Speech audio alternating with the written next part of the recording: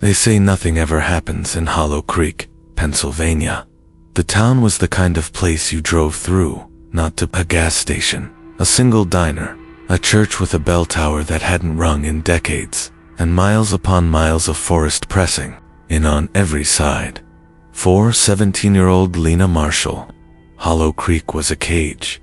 After her father's sudden death in a logging accident, Lena barely spoke to anyone. She buried herself in sketchbooks, drawing monsters she swore she'd never seen but somehow always felt watching her. Her mother said it was grief. Her classmates said she was a freak, but Lena knew better, because every night, just before she fell asleep, she saw them eyes, shining silver, staring from the tree line outside her window. It was the second week of October when a new student arrived at Hollow Creek High. His name was Evan Cross. He was pale, almost sickly looking, with hair that fell across his forehead. When he lifted his gaze, Lena's breath caught. His eyes weren't brown, or green, or blue. They were silver. The teacher introduced him, and he was told to sit beside Lena. He didn't smile, didn't speak, didn't even acknowledge her. Just sat and stared forward. The day passed uneventfully, until the final bell rang. Lena walked her bike past the rusted gates of the school when she heard shouting. A group of seniors had cornered Evan near the fence line. They shoved him hard against the chain link, laughing, calling him ghost boy and freak. "Help me," Evan's voice cracked, barely above a whisper. His eyes darted to Lena, but she froze. Her fingers tightened on the handlebars of her bike. And then, shame burning in her chest, she turned away and rode home. That night, Lena dreamed of the forest. She stood in the clearing where her father's body had been found a year ago. The trees bent inward, branches twisting like claws. Something crouched at the edge of the darker shape, too tall, too thin, its limbs wrong, its jaw split wide, its eyes gleamed silver, and when it stepped forward, its voice wasn't its own, it was Evan's. "Help me." Lena woke with a scream. Her bedroom was dark, but outside the window, something moved. The tree line swayed, though there was no wind, and in the blackness between the trees, two silver eyes stared back at her.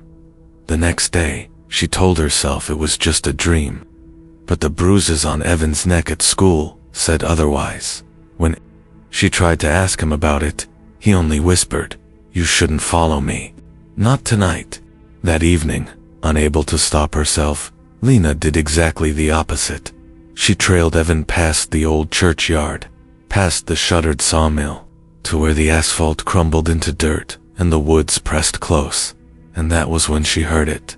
The screams. High, sharp, cut short, followed by the sound of something tearing flesh. Lena crept forward, heart hammering, and peered around the trees. What she saw would haunt her forever. The bullies from school, their bodies broken, twisted, blood soaking the earth, and over them crouched a shape she could not comprehend, its bones stretching, its face splitting open into a snarling, inhuman grin. It turned its head. Silver eyes met hers. It was Evan. Lena stumbled back, gasping, but the thing that had been Evan moved impossibly fast, charging at her with claws bared, just as it reached her. The church bell, silent for years, rang out once. The creature shrieked, its silver eyes flaring, before it vanished into the tree line. Lena fell to the dirt, shaking. Her hands were wet. She looked down, blood. Not hers. The forest around her went silent, completely, impossibly silent. And then, in that silence, a whisper brushed her ear.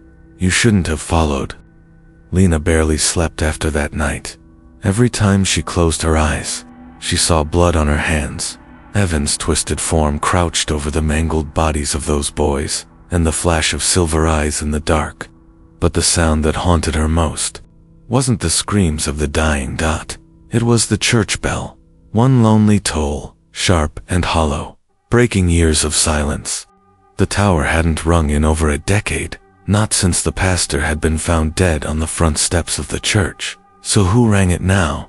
At school the next morning, everything looked disturbingly normal. The halls buzzed with laughter, lockers slammed, teachers shuffled papers. But Lena couldn't stop scanning every face, searching for signs of horror, for whispers about what happened in the woods. There was nothing, not a word about the missing boys. Not even their absence seemed to register. It was as if they had never existed. Evan sat in the same seat as before, pale and silent, scribbling notes in perfect handwriting. He looked untouched, unbothered, like the night before had never happened. But Lena knew what she'd seen. When the bell rang for lunch, Lena forced herself to approach him. "You were in the woods last night." Her voice trembled despite her effort to sound strong. Evan didn't look up. "You shouldn't talk to me. I saw you," Lena pressed. "I saw what you did." Finally, his silver eyes lifted to hers. In them, she saw something not quite humans, something ancient and wary. "You saw what I am," he said softly, "and that means you're not safe anymore." Her skin prickled cold. "What are you?" Before he could answer, the cafeteria lights flickered. Students groaned. Some laughed nervously. Others pulled out phones to use as flashlights. The room dimmed for only a few seconds before the power snapped back on. But when Lena's gaze swept the tables, Evan was gone. That night, the dreams returned. She stood in the churchyard. The bell tower loomed above, its rusted bronze mouth yawning against the sky. The air smelled of rot, of damp soil turned over in graves from inside the church. She heard footsteps, slow, heavy, dragging. She turned to run, but her legs wouldn't move. Her body was stone, her breath stuck in her throat, and then the door creaked open. At first, she thought it was Evan again, tall, thin, pale. But as the figure emerged, the light from the moon fell across its face. Not Evan, her father. His skin was gray and torn, his eyes clouded white. Splinters of wood jutted from his arms, remnants of the accident that had killed him. "Lena," he rasped, his jaw unhinging wider than it should. "Why didn't you help me?" Her scream snapped her awake. The house was silent. Her mother was working the night shift at the diner. Lena sat in bed, chest heaving, trying to convince herself it was just a nightmare.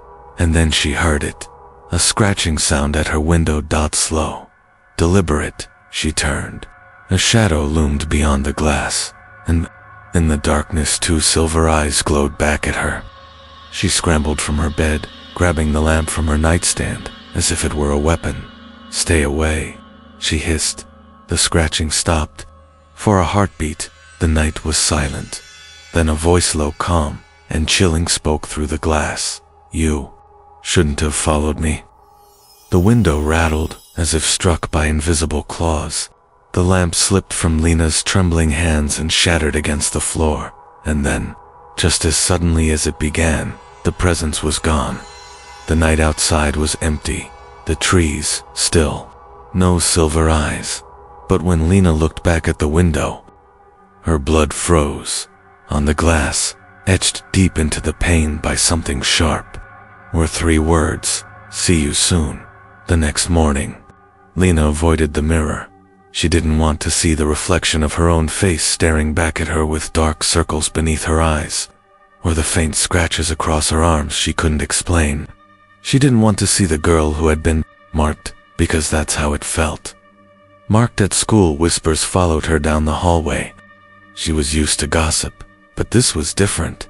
Students stared too long, as if they knew something, as if they saw something crawling under her skin.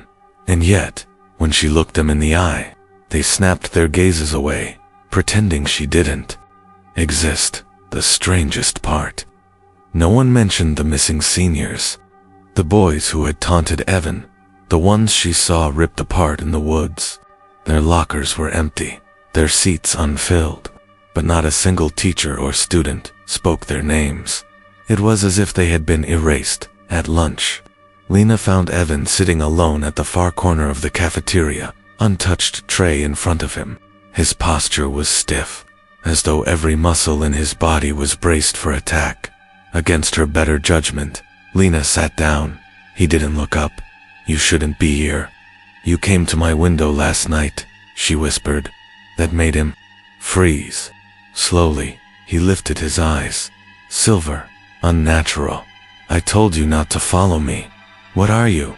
she demanded, her voice trembling. "What are you doing to me?" For a moment, his face softened. "I didn't choose this. I never wanted you to see." "See what?" He leaned closer, his voice low. "The Hollow doesn't forgive witnesses." Before she could ask more, the overhead lights flickered again. Every bulb in the cafeteria hummed, buzzing louder and louder, until one exploded above the lunch line. Screams echoed as glass rained down, students ducking under tables. In the chaos, Evan was gone again. That night, Lena tried to stay awake. She filled her room with light desk lamp, fairy lights, the glow of her laptop screen. But around 2 a.m., her body betrayed her. She drifted into uneasy sleep. The dream was different this time. She was back in the forest clearing. The ground was wet with blood, though no bodies remained. Above her, the church bell tower loomed, but the bell inside wasn't bronze anymore. It was bone. Human bone, fused together, polished to a ghastly white shine. The toll came, loud and hollow, rattling her chest. She clamped her hands over her ears, but it wasn't sound. It was inside her skull, vibrating her bones. When the ringing faded, she heard something else. A child's laughter, soft, broken, coming from the woods. She turned, heart hammering, as a small figure stepped out from the tree line. A girl, maybe 10 years old, her dress torn and dirty. Her eyes shimmered silver. "Play with us," the child whispered. More laughter echoed. Shapes moved between the trees. Thin figures with silver eyes, limbs stretching too long, heads tilting at impossible angles. Play forever. The forest swarmed with them now, dozens of pale faces grinning at her. She woke with a gasp, drenched in sweat, and then she saw it. On her desk, beside her open sketchbook, lay a scrap of paper, not hers. The handwriting was unfamiliar. It said, "The Hollow remembers." The ink was still wet. The note sat on Lena's desk until sunrise. She stared at it for hours, unable to sleep, waiting for the ink to smear, for the words to fade, for anything that might prove she had imagined it. But it stayed unmistakable. The Hollow remembers. By morning, she was sick with exhaustion. Her mother noticed the dark circles beneath her eyes but said nothing. They had both become experts at avoiding hard conversations. At school, Lena searched for Evan. She finally caught him slipping out of the library. She grabbed his arm before he could vanish again. "Stop running," she hissed. "I found the note." "What is the Hollow?" His silver eyes flicked to hers, and for the first time, he looked almost afraid. "You weren't supposed to see that," he said. "Too late. I saw everything, the woods, the bodies, the little girl in the dream." "Don't lie to me, Evan. Tell me what's happening." He hesitated, glancing around to make sure no one else was listening. Then, in a low voice, he said, "The Hollow is older than Hollow Creek, older than the church, older than anything here. It takes people. It keeps them, and once it notices you, it doesn't let go." Lena's stomach dropped. "The missing students. Those boys. They're not missing," Evan whispered. "They belong to the Hollow now." Lena felt the cafeteria noise fade into nothing. Her ears rang. "Why me? Why show me?" Evan's jaw clenched. "Because you followed. Because you saw me change. That makes you part of it now." She pulled away, heart racing. "I'm not part of anything." "You don't get to choose," he said bitterly. "Neither did I." That night, Lena tried to draw something she hadn't done in weeks. Her pencil scratched furiously across the page, lines twisting into faces, bodies, impossible shapes. When she stopped, she stared at the drawing in horror. It wasn't hers. The lines were too sharp, too deliberate. as if guided by something else. She had drawn the church bell tower, but again, the bell wasn't bronze. It was bone. Her hands trembled. The page pulsed. She swore it moved. The air in her room grew thick, suffocating, as though she were underwater. The light from her lamp dimmed, shrinking into a pinprick glow. And then she heard it. That same child's laughter from her dream.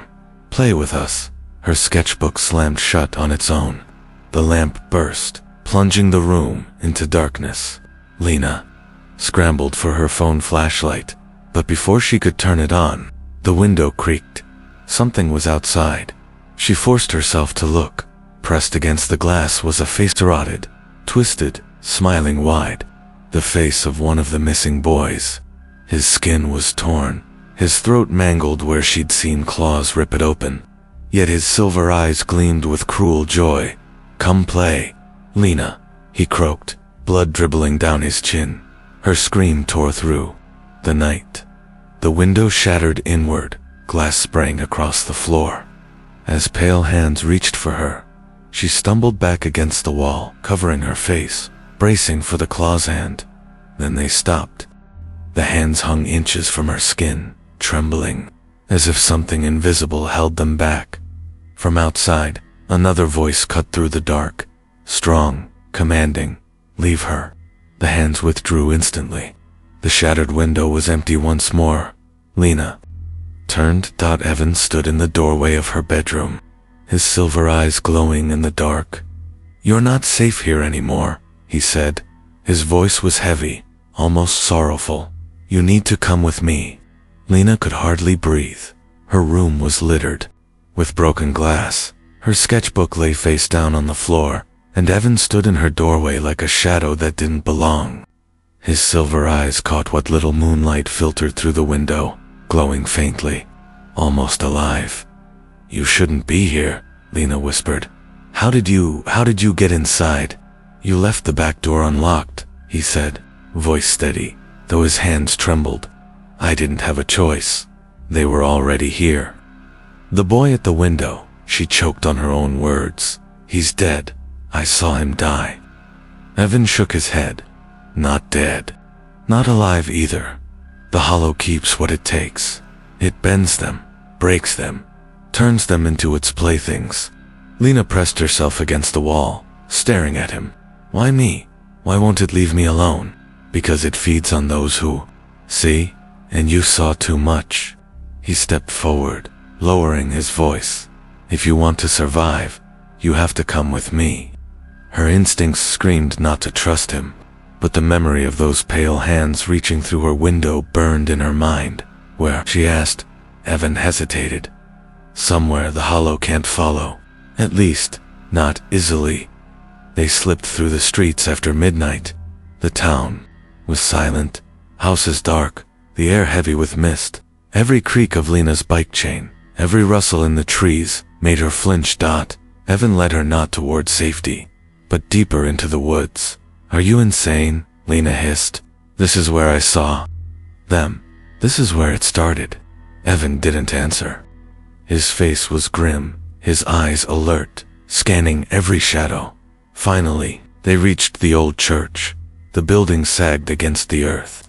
Roof caved in, stained glass windows shattered long ago, but the bell tower still rose into the night sky, black against the stars.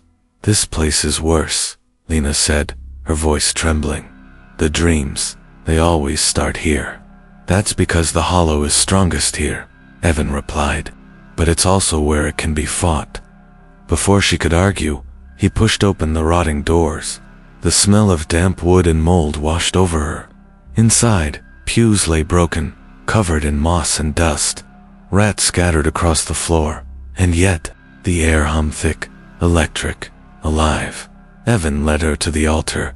He knelt, prying up a loose stone slab, and revealed a hollow space beneath. From it, he pulled a book. The cover was leather, cracked and worn, but the moment Lena saw it, her stomach twisted. The surface seemed to pulse faintly, as if it were alive. "What is that?" she whispered. "A record," Evan said. "The truth about Hollow Creek. about what it's built on. He flipped it open. The pages were filled with drawings, symbols, and cramped handwriting that looked centuries old. Lena's eyes caught fragments. Sacrifice must be given. The eyes marked the chosen. The hollow remembers what belongs to it. This town isn't real, Evan said quietly. It's a shell, a mask the hollow wears so people never question what happens here. They forget the missing. They forget the screams. The hollow erases them. Lena's heart pounded. And you? What are you? He didn't answer immediately. Instead, he closed the book, his hands trembling. I was the first it tried to take, but something went wrong. I didn't disappear. I changed. His silver eyes glowed faintly in the dark. I'm half theirs now, half hollow. That's why I can see it. Why I can fight it. Before Lena could respond, the church groaned. The air grew cold. The candles on the altar flickered to life on their own, casting long, shuddering shadows. From the back of the church came a sound, a laugh, high, pitched, childlike. Lena spun eyes, wide. Dozens of pale faces stared from the ruined pews, their silver eyes gleaming in the candlelight. The children from her dreams, play with us, they whispered in unison. The doors slammed shut. Evan grabbed her arm. Run. But when they turned, the aisle was already filled. Dozens of figures warped, twisted, familiar faces she recognized from school, neighbors. People who should have been alive stood waiting, their mouths stretched open, grins too, wide voices overlapping in a chorus. The hollow remembers. The church walls seemed to bend inward as the children closed around them. Lena's throat locked. Their eyes, those unnatural, gleaming silver eyes, glowed like moonlight caught in water. The same whisper pulsed from every mouth, layered and wrong. The hollow remembers. The hollow remembers. The hollow remembers. The hollow remembers. Evan shoved Lena behind him, his voice low but fierce. Don't listen. Don't let it in. She wanted to scream, to run, but her legs felt like stone. The air was heavy, thick with something that buzzed against her skin like static. One of the children stepped forward. A girl in a tattered Sunday dress, blonde hair matted with dirt. Lena recognized her. Claire Miller. She'd vanished 2 summers ago. Lena remembered the posters stapled to telephone poles, the search parties. Her parents had moved away when the town finally stopped looking. Claire's smile cracked too wide, skin splitting faintly at the edges of her mouth. Stay, she whispered. It's better here. Her small hand reached for Lena's. No. Evan yanked Lena back, and from his jacket he pulled a small object-tan, old silver lighter. He flicked it, flame bursting to life, and thrust it toward the advancing figures. The reaction was immediate.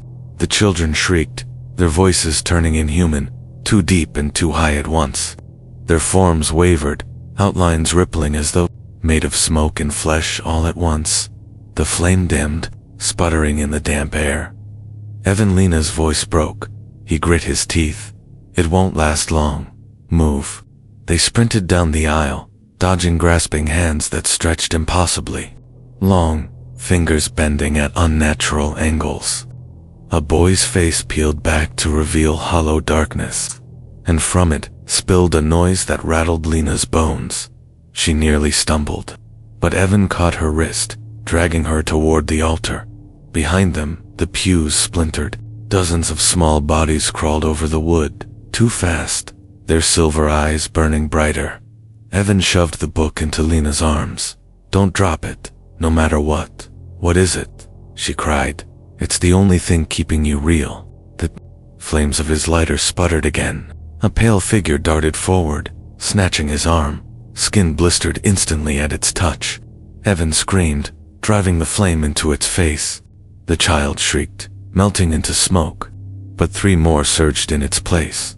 The doors rattled violently, slamming shut every time Lena tried to force them. The windows were black, as though the night outside had thickened into tar. They won't. Let us leave, she gasped. Evan turned to her, his eyes wild, silver burning bright. Then we fight. He dropped the lighter, and from the hollow beneath the altar pulled something else, a blade. Rusted, old, carved with symbols that made Lena's eyes ache. The air shuddered when he lifted it. The children shrieked louder. Recoiling. Lena clutched the book to her chest, sobbing, her body trembling so hard she thought her bones would crack. But in Evan's hands, the blade pulsed faintly, like it was alive. "This isn't just a church," he muttered. "It's a door." And as he spoke, the altar split with a deafening crack. The floor yawned open, revealing not stone, not soil, but a pit of writhing darkness. From within rose hands, dozens, hundreds, clawing, reaching, pulling at the edges as if the hollow itself was trying to crawl through. The children turned, faces stretching, mouths opening in a scream that rattled the rafters. The hollow wakes. The book in Lena's arms burned hot. She dropped to her knees, biting back a scream as symbols lit across its surface, glowing with violent, searing light. "Lena," Evan roared. "Read it. Now." She didn't know how. She didn't even know if she could. But the words burned themselves into her vision, ancient and broken, twisting on the page until her mouth moved without her consent. The children convulsed. The church shook. The pit writhed with fury. The last thing Lena saw before the world went white was the altar shattering completely, as something enormous, something with too many eyes and too many mouths, began to rise from the pit beneath. Hollow Creek. The light seared everything away. When Lena opened her eyes, she wasn't in the church anymore. The pews, the altar, even Evan gone. She was standing in the middle of a road. Hollow Creek's main street, but wrong. The buildings leaned inward, too tall, their windows yawning like empty eye sockets. The air smelled of rot and damp soil. The street was utterly silent. Not a single bird, not even the buzz of insects. Only the soft crunch of her own footsteps. "Evan?" Her voice cracked. No reply. She clutched the book tighter, its cover still glowing faintly, pulsing like a heartbeat. The silence stretched until a faint sound reached her ears. Laughter, high-pitched, childlike. She turned. A figure stood at the end of the street. A little girl in a Sunday dress. Claire. Her mouth stretched into a grotesque smile. "You read it wrong." Lena staggered back. "Where's Evan? Where did you take him?" Claire tilted her head, hair falling like a veil. "He's still here, but not like you remember." From behind her, dozens of children emerged, their faces blank and smooth. No eyes, no mouths, just pale, featureless skin. They moved in jerky, unnatural motions, like puppets on invisible strings. The book in Lena's arms throbbed painfully. A whisper hissed in her head. "Don't look at them, don't look at them, don't look at them." But it was too late. One of the faceless children turned toward her, and despite itself, her gaze locked. Instantly her skull filled with screaming, not hers, theirs.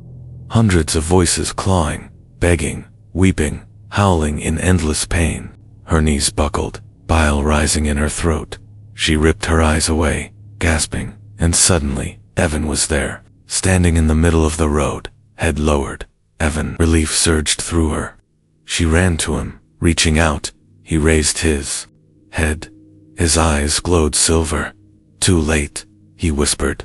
His voice was layered now, not just his own, but dozens beneath it. "You brought the book back to the hollow. That's what it wanted." "No," Lena whispered, backing away. "You're lying. This isn't you." But his smile was wrong. Too wide, too sharp. The faceless children closed in, circling, there. Movements synchronized, twitching as one. Evan raised the rusted blade. Its edge pulsed, alive, hungry. "You should have let it take you, Lena. Fighting only makes it hungrier." He stepped closer, dragging the blade against the ground. Sparks hissed in the silence. "Evan, please," she begged. "You're stronger than this. You fought it before, you can fight it now." For a flicker of a second, his face twitched. His eyes dimmed. His hand trembled on the blade. Then Claire's childish giggle cut through the air, and his expression hardened. The blade lifted. The children began to chant, their voices blending into an unbearable hum that made Lena's teeth ache. The hollow remembers. The hollow remembers. The hollow remembers. Lena stumbled back, the book burning against her chest. Pages flipped open on their own, symbols glowing brighter and brighter. Searing her vision, she screamed the first words she saw. The ground cracked open. The buildings of Hollow Creek groaned and bent, their windows bleeding black tar. The faceless children convulsed, some tearing apart into ribbons of smoke. Evan dropped to his knees, clutching his head, howling as silver light bled from his eyes and mouth. And from the fissure in the street, something massive stirred. A hand. Long, skeletal, jointed wrong. Its nails scraped the asphalt, peeling it like skin. Another hand followed. The hollow itself was rising, and Lena realized with gut-churning dread, it didn't want to kill her. It wanted her to read more. The street was tearing itself apart. The fissure widened, swallowing storefronts, streetlights bending and snapping like brittle bones. Black tar surged up in geysers, spraying the air with a stench so foul it burned Lena's throat. The skeletal hands clawed higher. A massive head rose from the crack, elongated, eyeless, its mouth stretching impossibly wide, rows of needle-like teeth glistened as it exhaled a hot wind that smelled of graves and stagnant water. The hollow was awake. Lena staggered back, clutching the book. Its pages kept flipping on their own, each symbol glowing like fire, as if begging to be spoken. But she couldn't breathe, couldn't think. Lena. Her head snapped up. Evan. He was still on his knees, clawing at his face as silver bled from his eyes. His voice was raw, torn from his throat. Run. But she couldn't leave him. The faceless children surged forward again, shrieking without mouths, their featureless heads jerking like broken dolls. They swarmed Evan, climbing over him, clawing at his chest as though trying to drag him down into the fissure. No. Lena charged forward, shoving one of the children aside, dissolved into ash beneath her hands, but the others closed in. She screamed words from the page without knowing what they meant. The air rippled. The children froze, twitching violently, before collapsing into piles of pale wax that bubbled and hissed against the pavement. Evan gasped, eyes flickering between silver and human brown. He reached toward her, hand trembling. It's inside me, Lena. I can't hold it much longer. She grabbed his hand, pulling him up. Then we'll rip it out. But the hollow's voice thundered through the sky, shaking the earth beneath them. You are mine. Its skeletal head lunged forward, slamming into the street. Asphalt split like paper. A shockwave flung Lena and Evan across the ground. The book slipped from Lena's grasp, sliding dangerously close to the fissure. No. She scrambled toward it, but a blackened claw slammed down, blocking her path. The hollow's teeth gnashed, drool sizzling as it hit the road, and then the church bell rang. The sound cut through the chaos like a blade. One clear, impossible note, echoing from the steeple of the church at the end of the street. The hollow flinched. The bell tolled again, and again. From the church doorway, a figure emerged, tall, cloaked, carrying a lantern that burned with white fire. The faceless children hissed and fled, dissolving into smoke. The fissure shuddered. As if resisting the sound, the figure's voice rolled out, calm, commanding, back to your pit. The hollow shrieked, its cry a hurricane of despair and rage. Its claws scraped furiously at the ground, but slowly, painfully. It began to sink back into the fissure. Lena crawled to the book, snatching it into her arms. The figure approached. The hood slipped back. It was Father Callahan, except his skin was pale, translucent, veins glowing faintly like molten lines beneath glass. His eyes burned white, brighter than the lantern. Father, Lena whispered, trembling. He looked down at her, voice steady, Unnatural. I told you, child. The hollow remembers, but so do I. He extended a hand toward Evan, who was still on the ground, writhing as silver light pulsed through his veins. If he stays, it will consume him. Lena's chest tightened. Then help him, please. Father Callahan's expression didn't change. There is only one way. The lantern flame flared, illuminating Evan's face, half human, half consumed by silver. Callahan's voice was gentle. You must let him burn. The lantern's glow bathed Evan in ghostly light. His skin blistered where it touched, steam curling from his arms. He screamed a raw, animal sound, thrashing against the ground as though his own blood was boiling. Lena shoved herself between him and Callahan. Stop. You're killing him. Callahan's white eyes narrowed, fire reflecting inside them. You think you're saving him? He's already gone. Evan coughed, silver spilling from his lips. His gaze found hers, half agony, half pleading. Don't let him. The priest's voice sharpened, cracking the air like a whip. The hollow feeds through him. If he lives, the gate stays open. Do you want the world to drown in ash? The fissure roared behind them, the hollow's claws raking against its walls as if trying to climb free again. The church bell tolled once more, but weaker this time, faltering like a dying heartbeat. Lena clutched the book to her chest. The symbols glowed hotter, pulsing in rhythm with her own heart. I'm not letting either of you decide, she whispered. Callahan tilted his head. And what power do you think you hold, girl? The book's pages flared open, blinding light pouring out. The script inside shifted, rewriting itself, letters writhing like serpents. Her lips moved before she understood the words. The language wasn't hers, but the power was. It clawed up her throat like fire.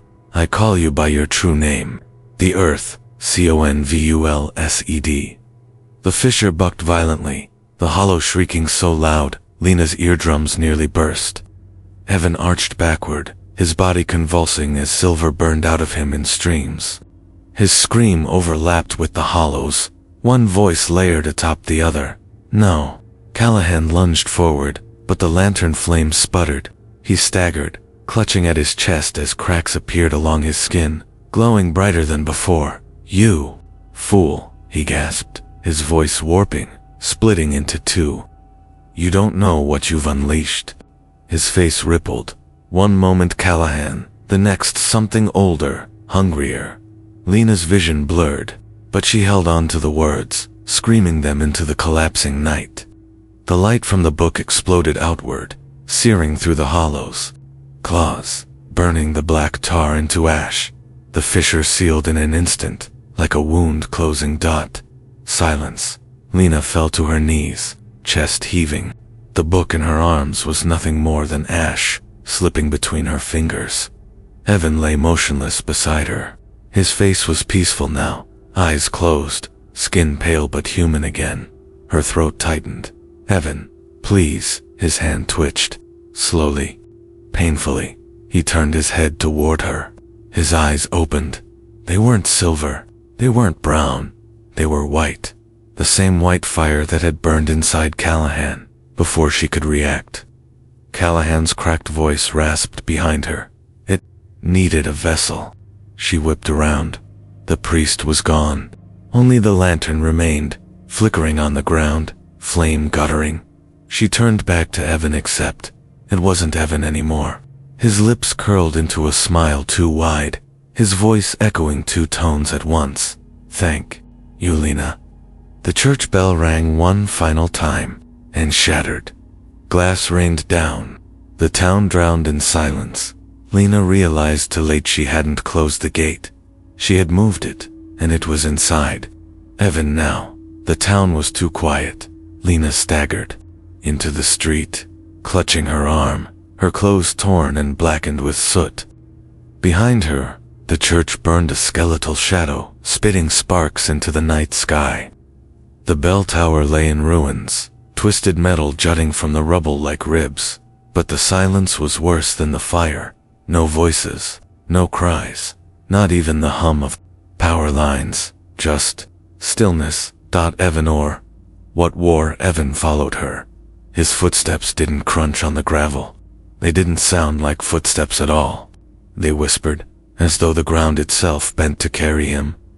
"Lena," he said, two voices overlapping. Evan's warmth tangled with the hollow's hunger. "You don't need to run. I'm me. I'm still here." She spun, lantern clutched in her shaking hands. "No, you're not him. Not anymore." The white fire in his eyes softened, dimmed for a moment. For a heartbeat, she swore she saw Evans, the real Evans, staring back at her. "Please," he said, his voice cracked, the hollow's undertone flickering like static. "I'm fighting it. I need you." Tears streaked Lena's soot-stained face. "If I believe you, the hollow wins. It'll use me to keep the door open." That's what it wanted. The street lamps overhead flickered, then burst one by one, raining glass like falling stars. The houses along Main Street groaned as their doors swung open, empty shadows spilling into the road. The whole town was bending around him. She backed away, lantern shaking. "Evan, listen to me. You have to fight it. You have to end this." His smile widened to sharp, "Too wrong. Why would I fight it? This isn't an ending. It's a beginning." The ground split. Asphalt peeled upward as roots black and slick with tar burst from the earth. They reached toward Lena, writhing around her ankles.